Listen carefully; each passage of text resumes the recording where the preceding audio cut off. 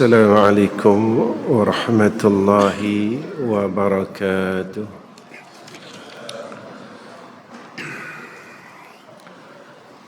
الحمد لله حمدا كثيرا كما أمر. أشهد أن لا إله إلا الله وحده لا شريك له، وأشهد أن محمدا عبده ورسوله. اللهم صل على سيدنا محمد وعلى آله وصحبه وسلم. اللهم لك الحمد وإليك المستكى وأنت المستعان، ولا حول ولا قوة إلا بالله العلي العظيم. اللهم ارزقنا العلم والتقوى، اللهم أكرمنا بالعلم والتقوى. أما بعد، وقال نبينا محمد صلى الله عليه وسلم: إن لربكم في أيام دهركم نفحات ألا فتعرضوا لها.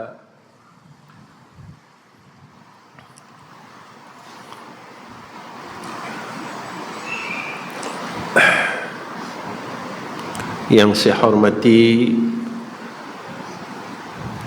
Tuan Pengerusi Masjid dan seluruh pegawai takbir masjid, yang saya sayangi sekalian hadirin wal hadirat, yang disayangi oleh Allah Subhanahu wa taala. Kenapakah saya katakan tuan-tuan disayangi oleh Allah? Setiap perkara kebaikan itu yang Allah berikan kepada hamba adalah sebagai tanda kasih. Setiap kebaikan dan ketaatan yang Allah berikan kepada hambanya adalah tanda kasih dan sayang daripada Allah Subhanahu wa taala.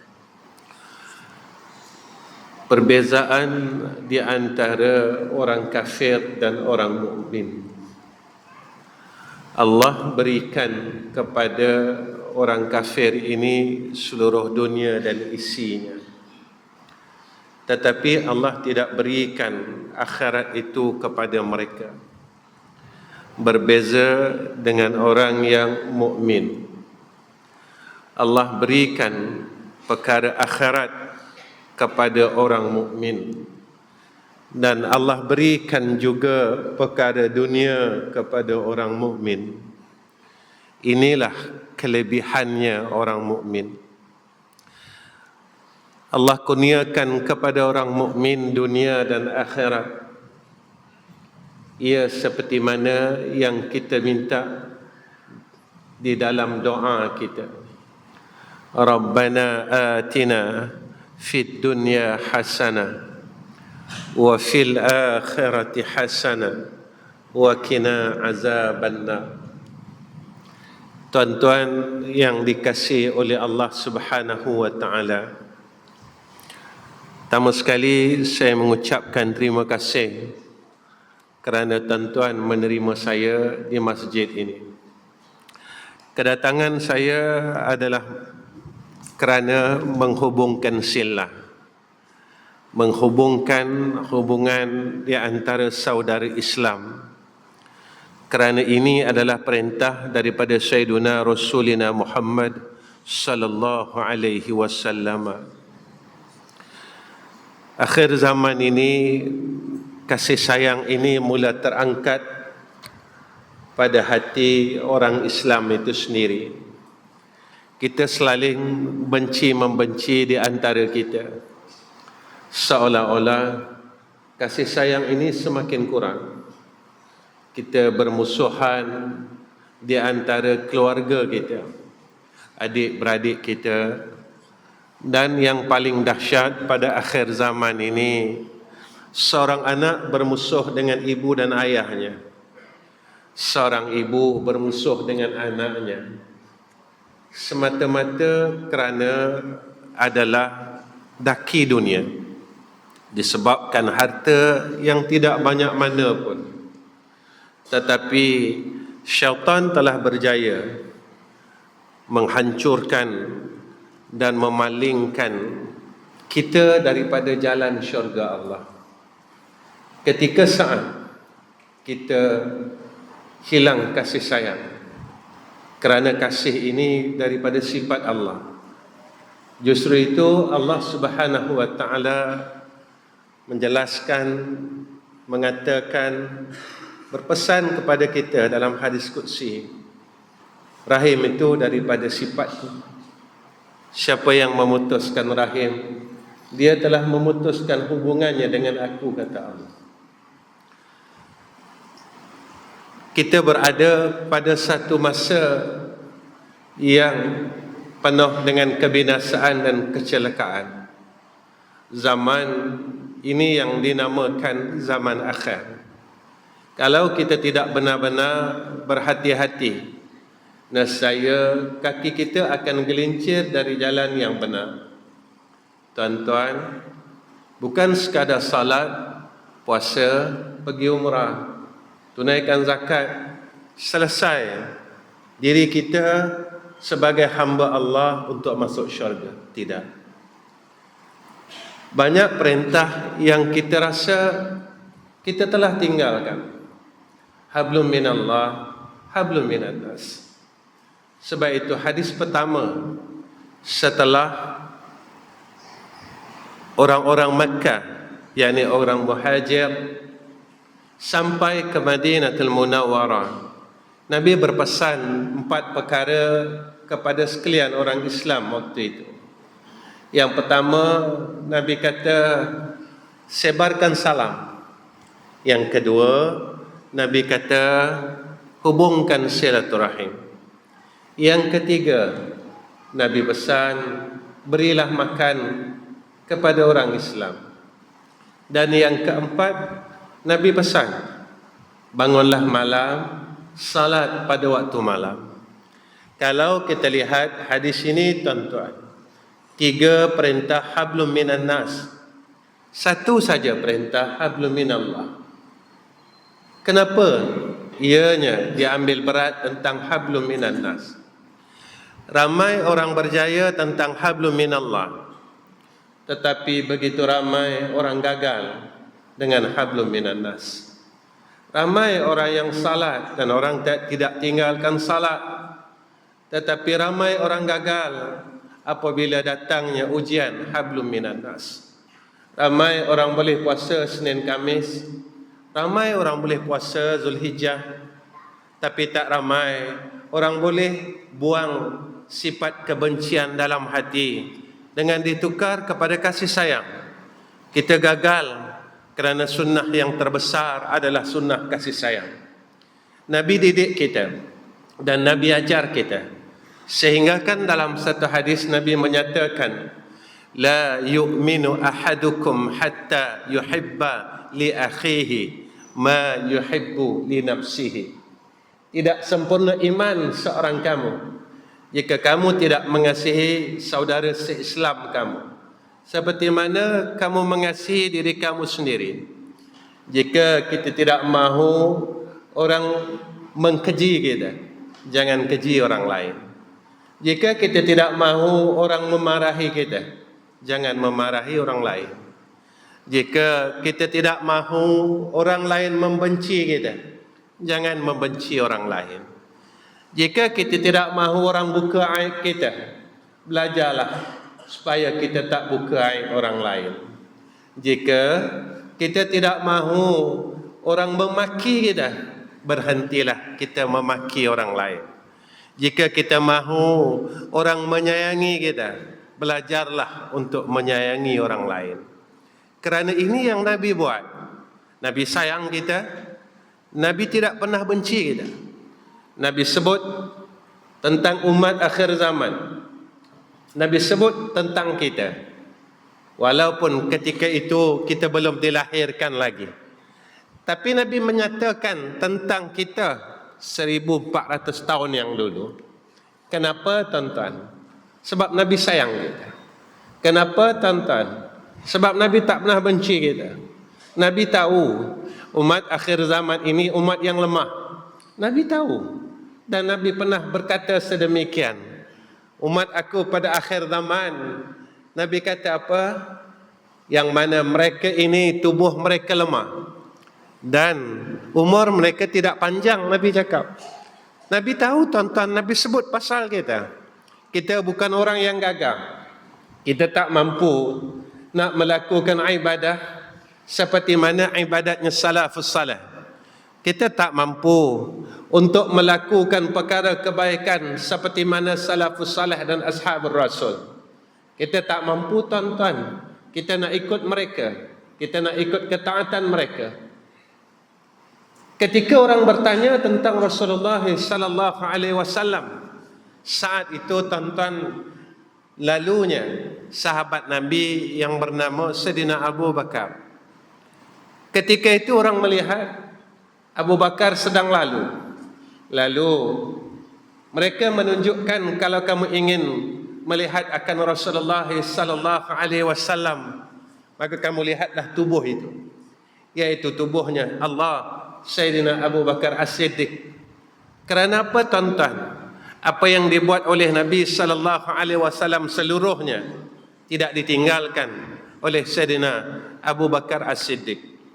Tuan-tuan, kita banyak lagi menyalahi akan Rasulullah sallallahu alaihi wasallam. Kita banyak lagi menyalahinya. Kita banyak lagi tidak menepatinya. Kita tepat pada pakaian kita, tetapi pada hati kita banyak menyalahinya. Pada sifatnya banyak menyalahinya. Pada akhlaknya banyak menyalahinya. Hati kita begitu keras, tuan-tuan. Hati Nabi tidak. Hati Nabi begitu lembut. Hati Nabi halim. Hati Nabi ini begitu halus, tuan-tuan. Hati Nabi terlalu lembut pada Allah. Hati Nabi terlalu lembut pada sekalian umat Muhammad sallallahu alaihi wasallam. Nabi pernah menangis untuk kita teresak-esak saat Sayyidina Jibril alaihissalam datang kepada Rasulullah sallallahu alaihi wasallam. Jibril menyatakan kepada Rasulullah, ya Habiballah, saat ini api neraka sedang marak menyala. Sayyidina Rasul bertanya kepada Jibril tentang tingkatan neraka Allah. Tingkat yang pertama, kedua, ketiga diberitahu oleh Jibril alaihissalam. Sampai pada tingkatan yang ketujuh, Jibril diam. Wahai Jibril, bagi tahu aku, tingkat itu untuk siapa? Setelah Jibril bagi tahu tingkatan ini, kedua, ketiga, untuk orang ini, untuk umat ini, untuk fulan dan fulan, untuk ini golongan dan sebagainya. Sampai pada tingkat yang ketujuh, Jibril diam. Rasulullah tanya lagi, ya Jibril, kenapa engkau diam? Bagi tahu aku. Jibril diam dan terus diam. Rasulullah tanya lagi, ya Jibril, tolonglah bagi tahu aku. Saat itu Jibril berkata kepada Rasulullah sallallahu alaihi wasallam, ya Muhammad, tingkat yang ketujuh ini untuk umat engkau ya Rasulullah. Saat Rasulullah mendengar, untuk umatmu ya Muhammad, Rasulullah menangis, tuan-tuan, dan Rasulullah terus sujud kepada Allah Subhanahu wa taala. Saat itu, tuan-tuan, daripada saat pertemuan Rasulullah dengan Jibril alaihissalam, Rasulullah hanya keluar salat berjamaah, kemudian Rasulullah balik ke rumahnya semula. Sehingga kan seolah-olah Rasulullah tidak pernah keluar daripada rumah. Dan sahabat bertanya, apakah engkau melihat akan Sayyidina Rasulina Muhammad sallallahu alaihi wasallam? Ada sahabat kata, aku tak melihat Nabi illa melainkan salat. Mereka resah, tuan-tuan. Sahabat-sahabat resah. Kenapa Nabi tak keluar? Dah 3 hari ni. Mereka bertanya kepada Sayyidatina Aisyah radhiyallahu anha. Wahai Aisyah, apa Rasulullah buat? Apa Rasulullah buat sampai Rasulullah tak keluar ni? Aisyah kata, Rasulullah sujud selama 3 hari 3 malam kepada Allah dan menangis, memohon kepada Allah Subhanahu wa ta'ala agar Allah selamatkan ummah. Tuan-tuan, kalau bukan dengan sifat kasih yang besar, maka ia tidak akan terjadi. Sebab itu tuan-tuan, segala kebaikan ini, jika tidak ada hidayah dan taufik daripada Allah, maka kita tidak akan beroleh satu pun kebaikan. Kita tak akan dapat kebaikan, kita tak akan mampu angkat tangan kita, tuan-tuan, untuk salat maghrib tadi. Kita jangan bongkak. Kita rasa kita sihat, badan kita kuat, kita mampu salat. Tuan-tuan, kita pernah tinggal sujud kepada Allah Subhanahu wa ta'ala. Kita pernah meninggalkan semayang pada waktu dulu. Kita pernah lari daripada sujud kepada Allah dengan sebab kesibukan kita dengan keduniaan. Tuan-tuan, iblis ini, dia ingkar sujud kepada Allah sekali, lalu ia dihalau daripada syurga. Kita dalam semua hidup berapa kali kita tinggalkan sujud kepada Allah, tapi kita masih tenang, tuan-tuan. Kita rasa kita ahli syurga. Kita tak minta pun ampun dengan Allah bersungguh-sungguh. Kerana apa? Kerana ulama nyatakan dalam kitab Syirajul Talibin, tanda Allah terima taubat seseorang, Allah kurniakan kepada dia 3 perkara. Yang pertama, diberikan kefahaman tentang hukum hakam agama. Allah kurniakan kepada dia ilmu yang manfaat. Tuan-tuan, orang yang semakin belajar, dia semakin baik. Bukan semakin belajar, dia semakin jauh dengan Allah. Tuan-tuan, orang yang semakin ada ilmu, dia semakin tunduk dengan Allah. Inilah orang alim. Orang yang semakin belajar, semakin banyak takutnya kepada hadrah Allah Rabbul Azzah. Semakin dia banyak tahu mana betul, mana salah. Semakin dia takut dengan Allah Subhanahu wa ta'ala. Inilah orang pandai, kata Allah. Mana, tuan-tuan? Innama yakhsyallaha min ibadihil ulama. Yang dikatakan orang pandai ini, kata Allah, mereka ni orang yang takut dengan Allah, bukan orang yang banyak ilmu dia. Tuan-tuan, yang kedua, apa kata ulama? Allah berikan hidayah dan taufik kepadanya untuk ia berbuat kebaikan. Tuan-tuan, selama kita rasa kita dah bertaubat kepada Allah, apa kebaikan yang telah bertambah dalam hidup kita? Apa baik yang kita boleh banggakan? Apa ketaatan yang kita boleh banggakan? Sebab saya dan tuan-tuan akan menghadap hadrah Allah satu masa nanti. Saya tak boleh lari, tuan-tuan tak boleh lari. Saya tak boleh lari dan tuan-tuan juga tak boleh lari. Ingat, saya tak terkecuali dan tuan-tuan semua tidak akan terkecuali. Fadhuku bima nasitum liqa'a yaumikum hadha.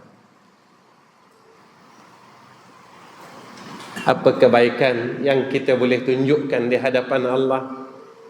Ya Allah, Kau beri aku modal 60 tahun dan 70 tahun. Ini yang aku boleh tunjukkan kepada Engkau dengan bangganya, tuan-tuan. Saya renung diri saya dan tuan-tuan renung diri tuan-tuan. 70 tahun, 80 tahun, 60 tahun adalah modal yang Allah berikan kepada kita, dan Allah tak minta kita bayar balik. Cuma Allah janji dengan kita begini, Thumma latus'alunna yawma izin 'anil na'im. Apa yang aku bagi, aku akan tanya, kata Allah. Apa yang aku bagi, aku akan tanya, kata Allah. Ini dalam surah At-Takatsur. Yang ketiga, bila dosa kita telah diampunkan oleh Allah, Allah berikan kemanisan akan amal saleh. Kita semakin seronok untuk buat baik. Kita makin suka jadi orang baik. Kita semakin ada kasih untuk buat baik. Tuan-tuan, sebab itu perkara yang kedua, hidayah dan taufik kepada kebaikan. Orang anggap kita tak perlukan hidayah. Jangan. Kita takkan mampu buat baik kalau tidak ada hidayah dan taufik Allah. Kita takkan mampu tinggal benda jahat kalau kita tidak ada hidayah dan taufik Allah. Kita takkan mampu untuk gunakan mulut ini baca Quran, berzikir, bertasbih kalau tidak ada dengan hidayah dan taufik Allah. Tuan-tuan, Allah ajar kita dalam sembahyang, Fatihah ni wajib. Siapa tinggalkan Fatihah, tak sah salat. Dalam salat, Allah ajar kita supaya kita minta hidayah. Ihdinas siratal mustaqim. Tuan-tuan, dalam satu hari satu malam adanya sunat minta hidayah. Pada sembahyang subuh, tuan-tuan, jangan lupa. Allahumma hadina fi man hadait. Kita minta dengan Allah tiap-tiap hari, tuan-tuan. Allahumma hadina fi man hadait. Allahumma hadina fi man hadait. Allahumma hadina fi man hadait. Allahumma hadina fi man hadait. Wa afina fi man afait. Wa tawallana fi man tawallait ila al-akhir al-ayat. Ila al-akhir doa. Tuhan Allah ajar kita, bukan orang yang ada badan cukup 7 anggota, dia boleh buat baik kalau tidak ada hidayah dan taufik daripada Allah. Bukan orang yang ada duit, dia boleh sedekahkan hartanya seperti mana permintaan Allah. Lan tanalul birra hatta tunfikuna mimma tuhibbun. Kalau tidak ada hidayah dan taufik Allah. Tuan-tuan, kita ni kalau Allah tak tolong, kita tak akan mampu buat apa-apa. Kita kalau Allah tak bantu, kita tak akan mampu buat apa-apa. Kita kalau Allah tidak kurniakan kepada kita anugerah demi anugerah, kita tak akan mampu buat amal saleh. Tuan-tuan, hidayah dan taufik ini adalah anugerah yang besar daripada Allah. Sebab itu sifat seorang hamba Allah, dia sentiasa memohon hidayah dan taufik daripada Allah. Tuan-tuan, saya nasihatkan diri saya dan keluarga saya, janganlah kita lupa untuk minta hidayah dan taufik Allah. Bersungguh-sungguhlah supaya kita ni dipimpin oleh Allah. Bersungguh-sungguhlah supaya kita ini dibantu oleh Allah di dalam berbuat kebaikan.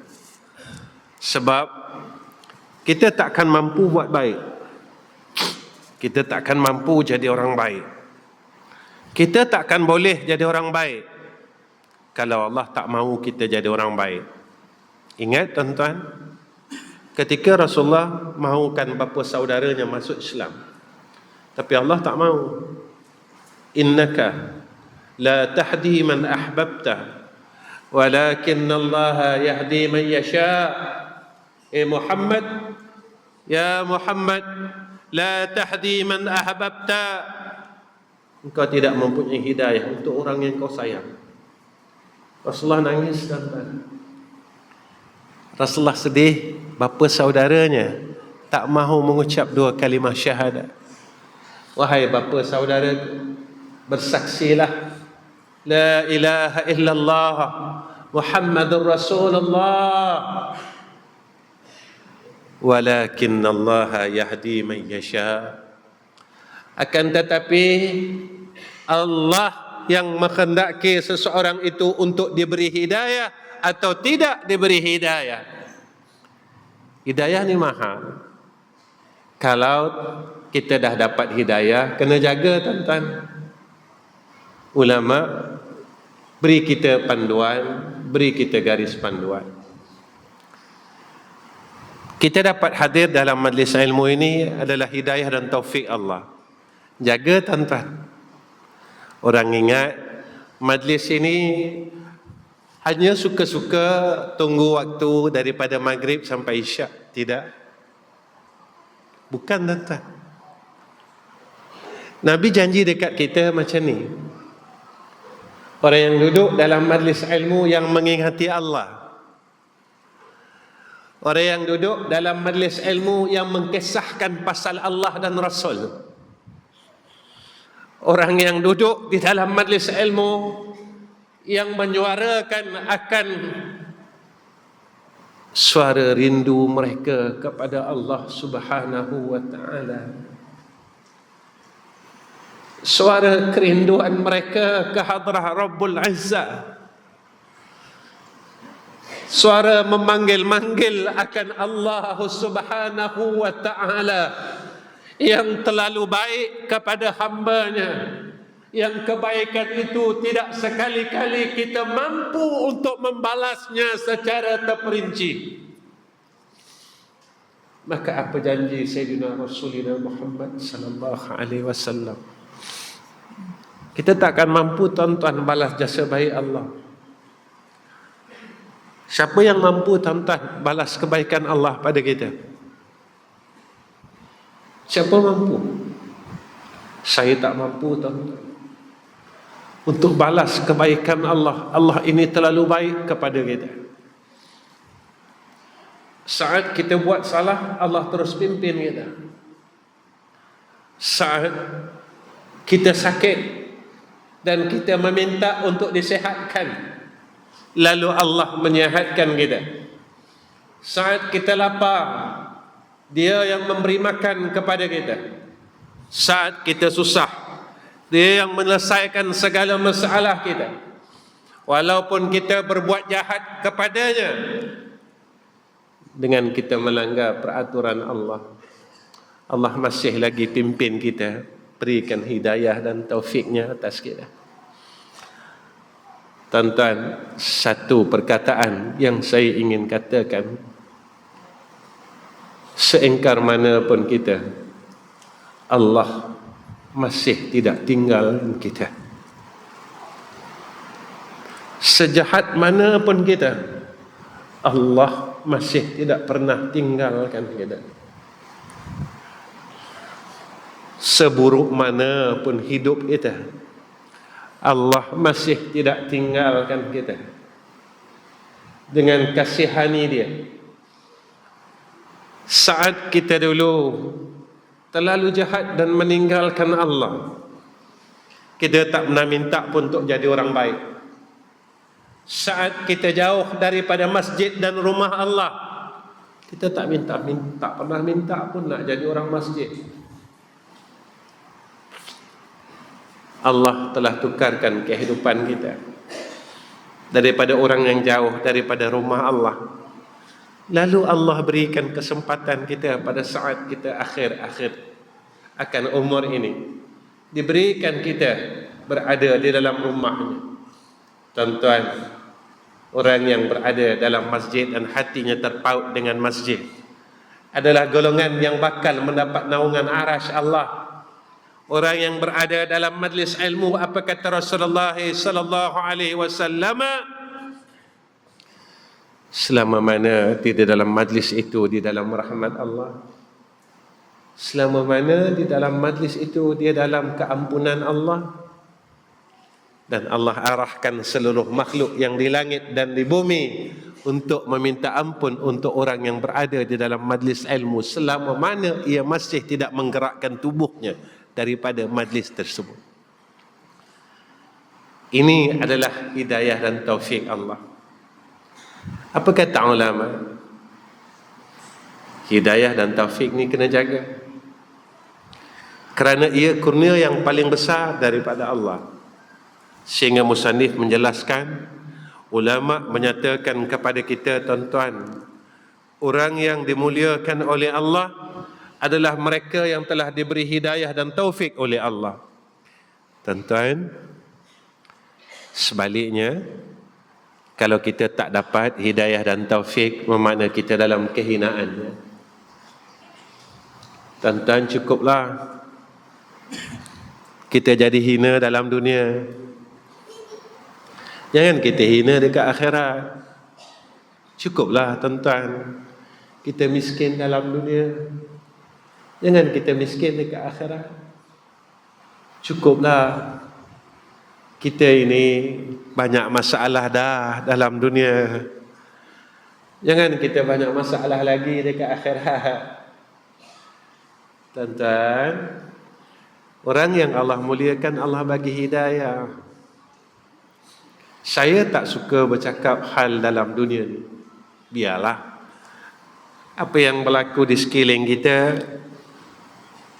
dia telah pun diberitahu oleh Rasulullah sallallahu alaihi wasallam.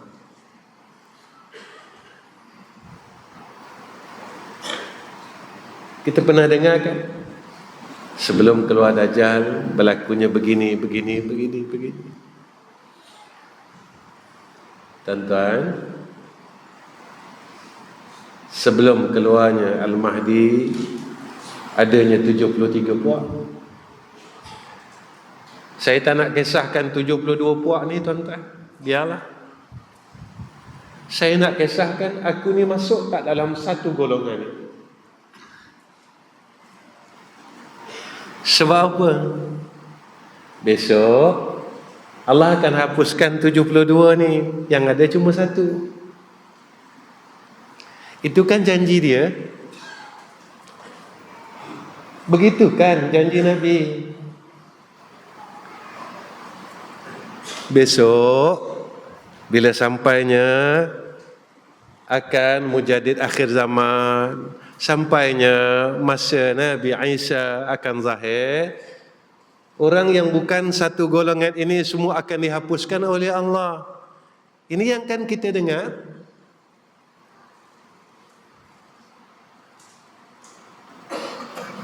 Bukankah ini yang kita dengar? Yang saya takut, saya tidak berada pada golongan yang satu yang disebut oleh Nabi yang selamat itu, tuan-tuan. Ini yang saya takut.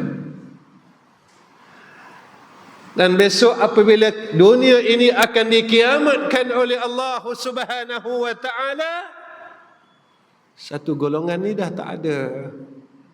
Yang ada besok 72 ini akan muncul kembali. Kerana saat itu orang mukmin tidak akan ada dan tidak akan berlakunya qiyamah jika ada seorang orang mukmin di dalam dunia.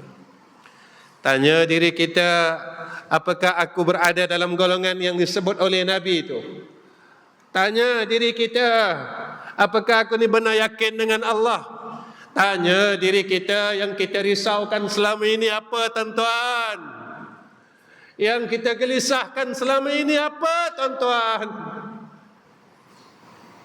Yang kita risaukan dalam hidup kita selama ini apa, tuan-tuan?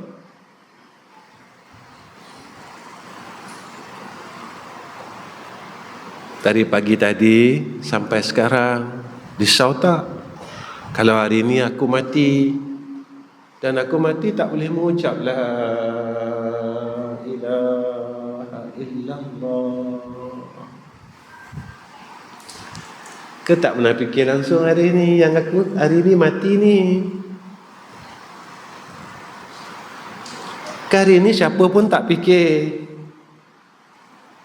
Tak ada siapa pun terfikir dalam hatinya dan dalam akalnya. Fa iza jaa ajaluhum la yastakhiruna sa'atan wa la yastakdimun. Ajal ini bila sampai masanya, dia tidak akan lewat, dia tidak akan terdahulu. Risau tak? Hari ini ada tak kerisauan dalam diri kita? Ataupun yang kita risau tentang duit lagi, tentang rezeki lagi, kita risau tentang harta pusaka lagi. Sampai bila, tuan-tuan? Benda yang kita risau ini semua benda yang akan kita tinggalkan. Benda yang kita gelisahkan adalah benda yang kita akan tinggalkan. Saya tinggal dan tuan-tuan akan tinggalkan. Tetapi yang akan kita bawa dan mesti kita gelisahkan, kalau kita mati besok tak boleh sebut nama Allah. Yakin ke tuan-tuan? Saya yakin ke besok saya mati boleh sebut nama Allah? Tuan-tuan dah yakin ke? Pasti ke besok kita mati kita boleh sebut nama Allah? Kalau kita sendiri tak yakin, kenapa kita tidak gelisah? Kalau kita sendiri tidak pasti, kenapa kita tidak ada kerisauan di dalam hidup kita? Tuan-tuan, kita ni dah ditipu. Terus ditipu dalam hidup kita, agar kita melupakan perkara tersebut. Itu Nabi kata, akhir dunia, awal akhirat adalah mati. Berjaya kita pada mati, berjaya kita di sana. Tapi kalau kita tak berjaya saat mati, kita gagal kat sana, tuan-tuan. Kalau mati tak berjaya, kat sana gagal. Kalau mati tak berjaya, dekat sana susah. Kalau mati tidak berjaya, dekat sana cilaka. Kalau mati tidak berjaya, dekat sana binasa.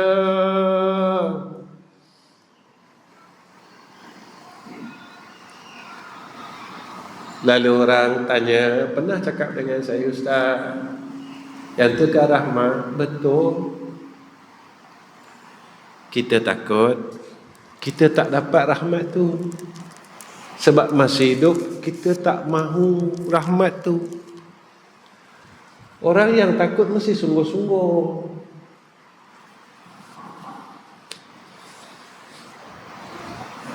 Mulut yang masih hidupnya tak mahu sebut nama Allah, bolehkah masa matinya sebut nama Allah?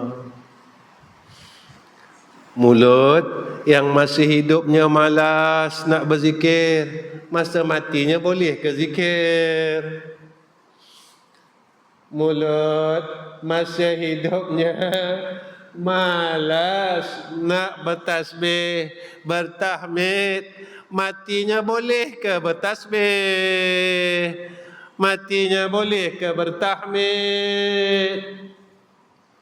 Saya fikir, tuan-tuan fikir. Tuan-tuan, hidayah dan taufik kena jaga. Apa kata ulama? Saya ambil dalam kitab Adab Sulukul Murid.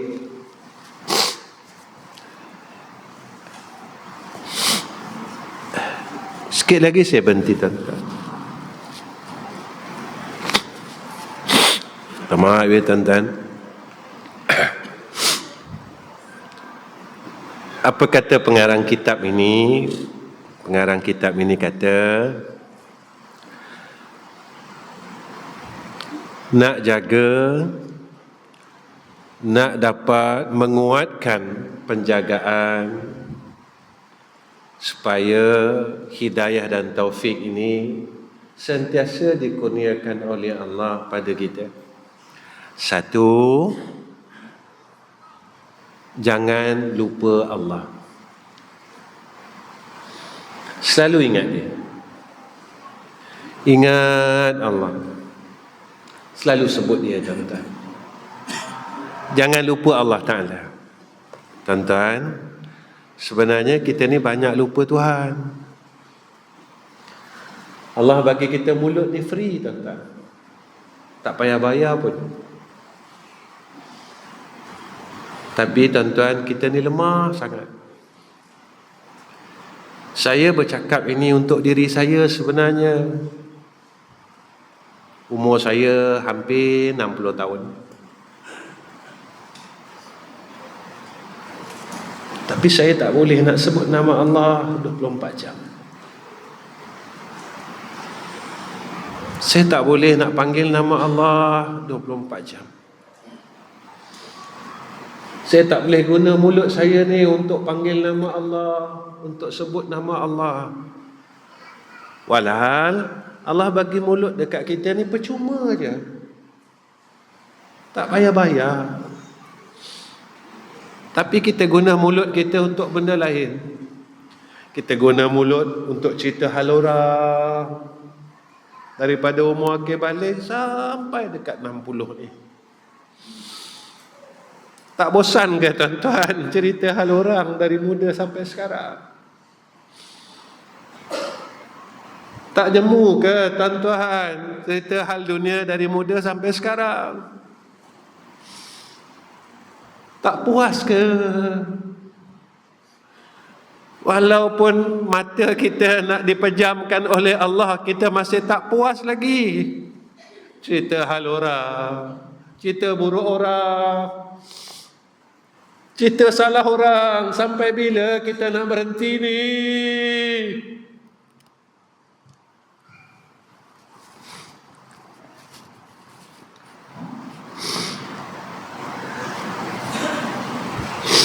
Sampai bila tuan-tuan kita nak berhenti?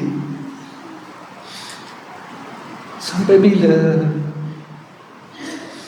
Sampai bila?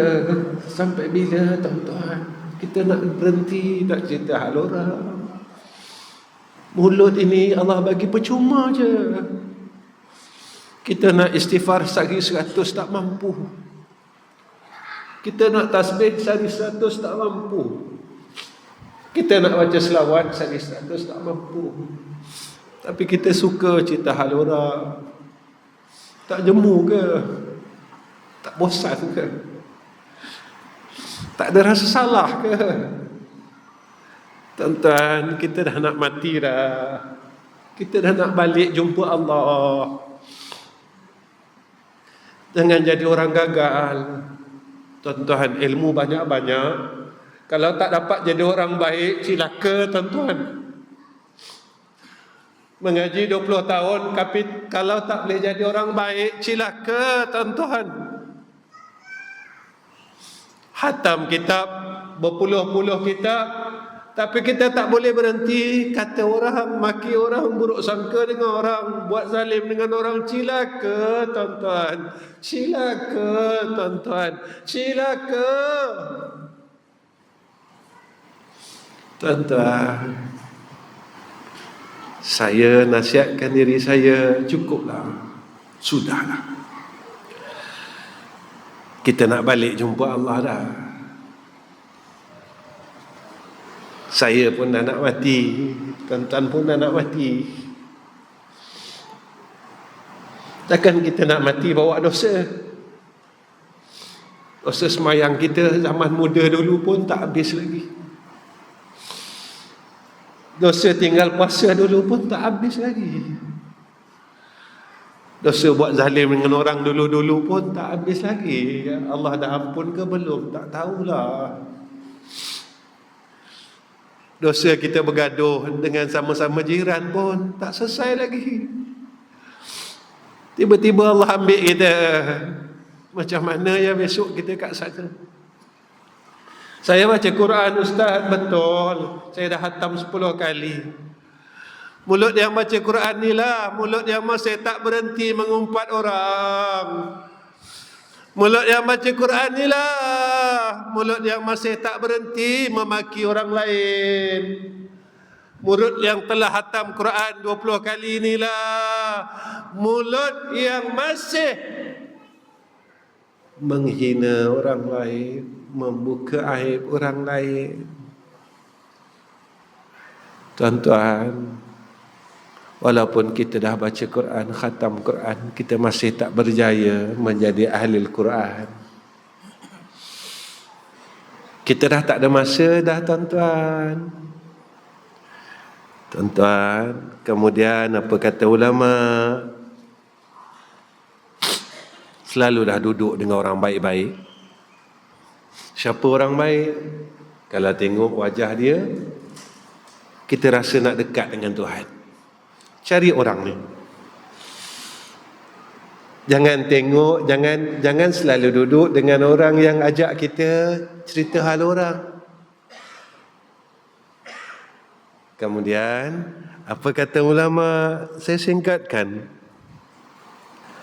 Selalu duduk dalam majlis baik-baik. Cari majlis ilmu, majlis zikir, cari tempat baik-baik. Mana dia? Tempat baik-baik. Kita kalau dapat pergi umrah, kan kita jadi orang baik. Kalau ada duit, pergilah. Ada duit, pergi. Mahal ustaz, tak apa. Biar harta kita ini menjadi simpanan besok dekat akhirat. Dulu tak sama macam sekarang, tuan-tuan. Saya dulu pergi Mekah, tuan-tuan. Saya buat haji tahun 93. Masa saya belajar sana dulu, umrah masa tu murah aja, 2,500. 2,500 aja, tuan-tuan. Sekarang dah tak dapat, dah 15,000, tuan-tuan. Kita ada duit 15,000. Apa salahnya? Ya Allah, duit ini aku gunakan untuk Engkau. Duit ini aku gunakan untuk aku buat baik dengan Engkau, ya Allah. Ya Allah, dah banyak duit yang aku buang untuk kemurkaan Engkau dah. Banyak harta yang aku telah salurkan untuk kemurkaan Engkau, kemarahan Engkau, kebencian Engkau. Ya Allah, kalau aku dapat pergi, ya Allah, aku boleh jadi baik. Aku dapat pergi masjid. Aku dapat tutup mulut aku. Aku boleh jaga hati aku, ya Allah. Dekat sana kita bagi makan orang. Kita boleh buat baik kat sana. Walaupun kita balik di sini, kita tak bagi pun orang makan. Maka carilah tempat yang baik-baik. Tuan-tuan, saya rasa cukup setakat ini pertemuan saya dengan tuan-tuan. Saya tinggalkan dua benda pada tuan-tuan supaya kita sentiasa dapat baik dan Allah tak cabut baik kita. Satu, jangan tinggalkan wirid ni. Saya bagi dua wirid. Satu, kita minta supaya Allah bagi kita benda baik. Dua, supaya baik yang Allah bagi Allah tak ambil. Benda paling kita takut, tuan-tuan, kebaikan yang kita dah buat Allah ambil. Yang ni takut. Apa dia? Saya baca 3 kali. Pertama, kita minta Allah bagi kita benda baik.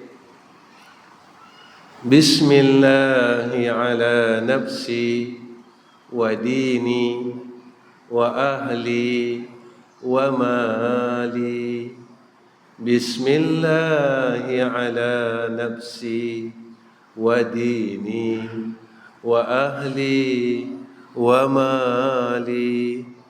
Bismillahi ala nafsi wa dini wa ahli wa mali. Kedua, minta Allah tak cabut benda baik yang Allah bagi. Alhamdulillahilladzi bi ni'matihi tatimmus salihat. Alhamdulillahilladzi bi ni'matihi tatimmus salihat. Alhamdulillahilladzi bi ni'matihi tatimmus salihat. Itu je. Akhir kalam, saya minta maaf, minta ampun. Saya bukan orang pandai, saya orang bodoh. Saya tak macam orang lain, tak macam orang-orang pandai yang lain. Jadi saya minta ampun, minta maaf. Kalau apa yang tuan-tuan nak, tuan-tuan tak dapat, saya minta ampun, minta maaf pada semua orang. Kalau saya ada salah dengan tuan-tuan semua, saya minta maaf, saya minta ampun. Saya harap dengan tuan-tuan maafkan dosa saya, maafkan salah saya. Besok saya balik jumpa Allah, saya tak sangkut, saya tak ditahan oleh malaikat. Itu aja harapan saya kepada Allah Rabbul Izzah. Tuan-tuan, yang terakhir, tuan-tuan tolong doakan saya dan keluarga saya, anak, isteri, cucu saya, mudah-mudahan kami dapat jadi orang baik. Dan Allah terima kami sebagai orang baik. Itu je. Tuan-tuan tolong doa ya. Mudah-mudahan saya jadi orang baik. Saya bukan orang baik, tuan-tuan. Saya orang jahat. Tuan-tuan tak apa, tuan-tuan orang baik. Tuan-tuan dapat semayang, pergi masjid 5 waktu sehari semalam. Saya orang jahat, tuan-tuan. Saya masih jahat lagi. Saya mengaku, tuan-tuan. Ini bukan gurauan saya. Ini hakikatnya. Cuma Allah tak buka aib saya, tuan-tuan. Allah sayang saya. Allah tutup keburukan saya di hadapan tuan-tuan. Dan saya ucap terima kasih pada Allah. Terima kasih ya Allah. Terima kasih ya Allah. Terima kasih ya Allah. Yang keduanya, tuan-tuan, saya ada satu madrasah di Kuala Terengganu. Saya ada 3 madrasah, tuan-tuan. Tolong doakan ketiga-tiga madrasah kami sentiasa dalam pertolongan Allah. 2 madrasah saya di Selangor dan 1 madrasah saya di Kuala Terengganu. Madrasah kami di Kuala Terengganu ini dalam pembinaan lagi. Sekarang tengah buat masjid. Masjid itu saya niatkan masjid, tapi kami tak panggil masjid lah sebab masjid dekat dengan madrasah itu. Jadi masjid kami panggil surau lah. Cuma niat kami dalam masjid supaya kami dapat salat i'tikaf dalam tempat tersebut. Alhamdulillah, tuan-tuan. Masya Allah, pembinaan masjid itu dah hampir siap 90%. Saya baru saja balik daripada Kuala Terengganu 2 hari lepas. Alhamdulillah, dan saya melihat akan proses pembinaan. Dan proses pembinaan itu hampir 90% lah sekarang. Dan saya balik 2 hari lepas, ada beberapa perkara yang sedang dicari oleh kontraktor. Keunikan tentang pembinaan madrasah itu saya kongsikan sedikit. Saya sebenarnya jarang untuk ceritakan, untuk buat kutipan dana dan sebagainya. Alhamdulillah, kontraktor yang terlibat untuk pembinaan madrasah kami, dia yang sebenarnya tuan-tuan yang mencari dana serta dengan sahabat-sahabat kami di Kuala Terengganu. Mereka kontraktor, mereka yang uruskan dana, tuan-tuan. Saya tak keluar duit apa pun. Saya kadang-kala diminta untuk membayar gaji kepada pekerja-pekerja tersebut, lebih kurang sebulan dalam 30,000 macam itulah. Hasil sumbangan orang ramai, alhamdulillah, masjid itu telah mencecah sumbangannya 1.4 juta dan 90%. Sekarang adalah akhir untuk persiapan masjid tersebut. Kalau tuan-tuan setuju, saya buka peluang wakaf ini untuk ahli qaryah ini.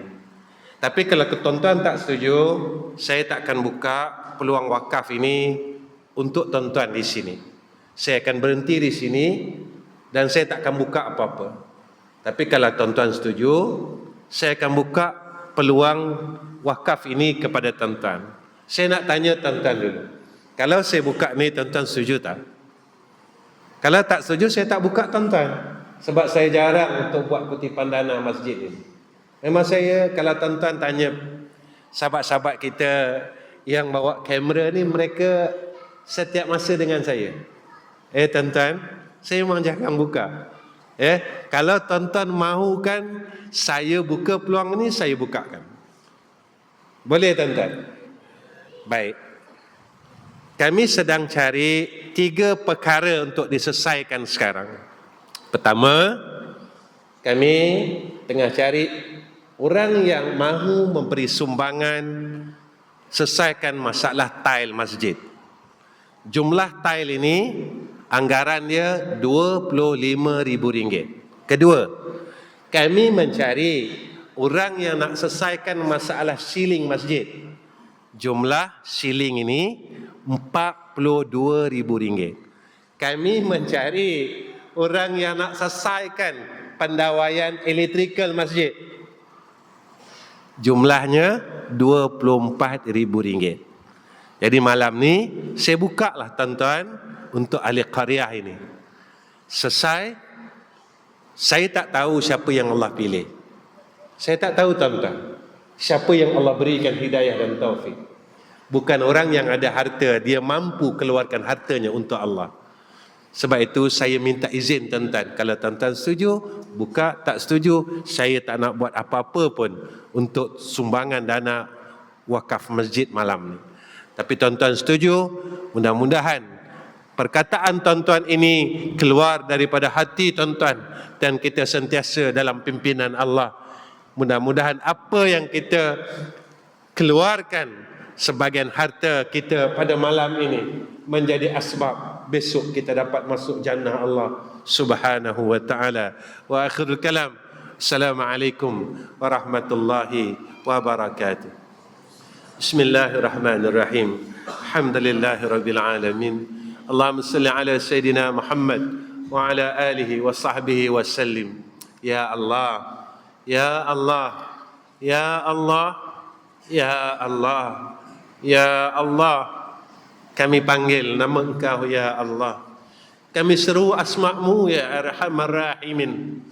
Kami merayu dan kami munajah ke hadrah-Mu ya Zal Jalali wal Ikram. Kurniakan atas kami hidayah dan taufik-Mu ya Allah, sehinggalah kami memejam mata bertemu ke hadrah Engkau ya Zal Jalali wal Ikram. Ya Allah, dorongkanlah kami ya Arhamar Rahimin ke arah kebaikan untuk berbuat baik kepada Engkau ya Allah, sebagai tanda syukur kami ke hadrah-Mu ya Zal Jalali wal Ikram. Ya Allah, tolonglah padamkan seluruh masa silam kami yang di dalam kebencian-Mu dan kemarahan-Mu ya Allah. Tolonglah padamkan seluruh kesilapan kami dan kesalahan kami ya Arhamar Rahimin, agar kami besok tidak malu untuk menghadap hadrah-Mu ya Zal Jalali wal Ikram. Ya Allah, kami mohon ke hadrah-Mu ya Zal Jalali wal Ikram. Besok di padang mahsyar ya Allah, tolonglah jangan Engkau tayangkan seluruh kemaksiatan kami, kesalahan kami, untuk dilihat oleh sekalian hamba-hamba-Mu dan sekalian umat Muhammad sallallahu alaihi wasallam. Kami malu ya Allah, kami malu ya Allah, kami malu ya Arhamar Rahimin. Wa sallallahu ala sayyidina Muhammad wa ala ali sayyidina Muhammad walhamdulillahi rabbil alamin. تقبل الله منا ومنكم